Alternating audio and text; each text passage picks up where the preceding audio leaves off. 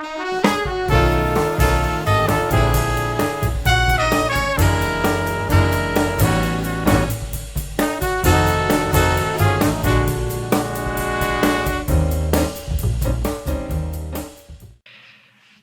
everybody, I'm Corey and we're talking Manpower. Today we're continuing our conversation with Dr. Robert Steinrauf. He's the Director of the Plans and Resources Directorate for the Deputy Chief of Staff, G1.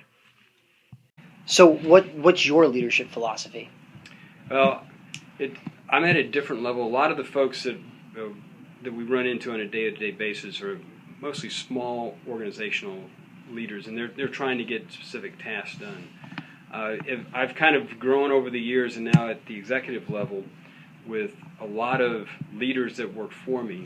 My job is to make sure that they're encouraged and motivated, that the employees feel part of the organization, that they understand their role and how important it is what they do, so that they want to get the work done.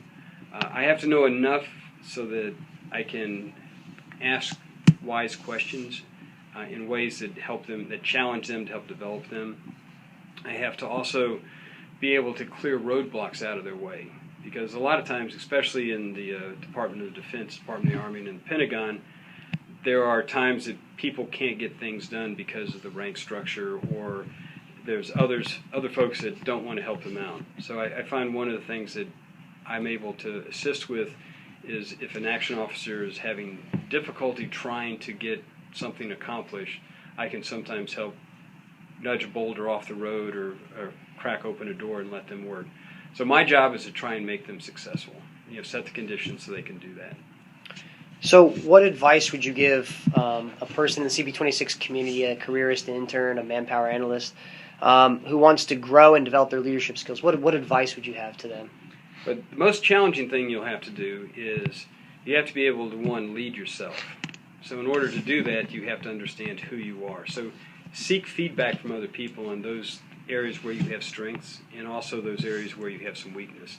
And focus on making your strengths better and using those and playing to those as much as you possibly can, and recognizing where your weaknesses are and trying to figure out ways either to reduce your areas where you have some type of inability, or figure out how to mitigate that by having someone else do it, passing those types of tasks off. If you're not a great person in the analytical piece, and you may find that you need to find some people that have that great depth of knowledge of the analysis portion, and if you're better at the integration, then that's a great opportunity to be a leader. At your level, as an intern, your challenge will be twofold: leading your peers, and you'll be put into charge of groups and bringing them together and providing purpose and task and assigning work and critiquing as well. And also you'll find, because you'll sometimes be the person that knows most about it, is leading those that are senior to you in a way that they're willing to follow you because of your expertise, and to be able to shape the situation as it's developing, the discussion, the problem that you're trying to solve, and work them to a solution. A lot of what you get in terms of becoming a better leader is put yourself in a leadership position. You can start lower risk, but you need to challenge yourself. If you're fully comfortable with the task you've been given, you probably need to go ask for a more challenging task and to do that. Now, one of the things that would be useful as you develop is don't just work one area in the same organization forever, because you'll be very comfortable and you'll grow into the space of that one organization. At some point in your future, if you move to another organization, you're going to find out a lot of what you did and you thought you were really good at was just because it fit well in that environment. So you have to be somewhat adaptive. So take the opportunity to go to other organizations, learn how they operate. You will observe other leaders, find out the ones who do really good, and see what makes them tick and how they interact with people and how they think about problems. And also look at those that aren't so good and find out where they run into problem areas, where their weaknesses are, and then reflect on how could I do better, how could I be more like the people that I see out there. So it's kind of, a self-reflection, continual learning, and kind of checking an ego at a door because sometimes you have to understand, yes, I'm strong in this, but I'm not as strong as this, and using your team to help develop your skills as well as trying to get the mission done. Right. And as you start to gain in rank and seniority and responsibility as a leader, you know less and less and less about the entire breadth of your organization. Everyone in there probably is more of a subject matter expert than you are.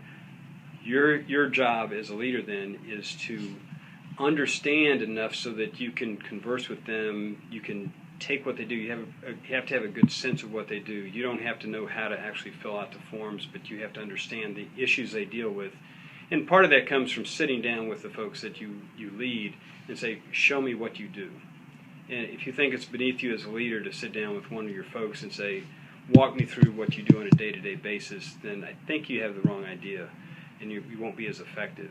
But when you understand what your subordinates do and what their jobs are and what it entails, it works out pretty good. Now, you may cut this out or not, but I have a theory, a theorem, a corollary, and a lemma. And basically the theory is that nothing is impossible for the person who doesn't have to do it. Now the corollary is, to the uninitiated, the simple is hard and the hard is simple. The lemma is the boss is usually uninitiated. So be very careful whenever you get to be in charge that you don't sign your folks up to do the impossible by saying, that's easy, not a problem, we can do that. Well, I think that's very good advice, Dr. Steinrauf, but I'm unfortunately quite a few years away from leading people. But again, I really appreciate you taking the time to speak with us today about leadership and how you do things on a daily basis. Well, you're not as far away from leading people as you might think, because every day whenever you go talk to someone else who doesn't know what you do for enforced management, they're looking to you to provide expertise, and they're going to rely on you. And that's much what leaders do, is they provide that expertise and vision and instilling confidence in their subordinates. So that's where you start having to lead your peers and you lead those that are in positions over you, because you're taking them to the right point and getting them to understand key complex issues and at the same time how to work toward a good solution.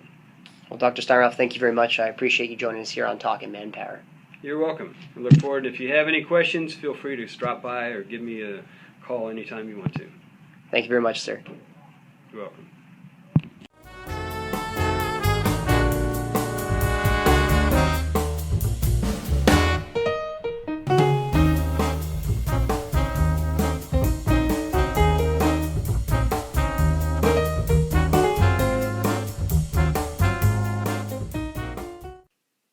Well, everyone, that's all we have time for today.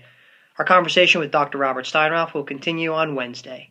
Until then, have a great Army Day.